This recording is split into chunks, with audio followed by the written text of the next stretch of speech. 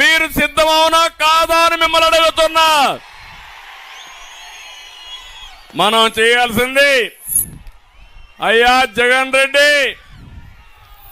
నీకు అభ్యర్థులు కూడా దొరకడం లేదు. నువ్వు అభ్యర్థుల పేరు చెప్తే వాళ్ళు పారిపోయే పరిస్థితికి వచ్చారు. ఈరోజు ఈ సభ నుంచి చెప్తున్నా, నువ్వు గాని మీ పార్టీ గాని ఎన్నికలకు సిద్ధమని మీరు మాట్లాడితే మిమ్మల్ని ఓడించడానికి ప్రజలు సిద్ధం.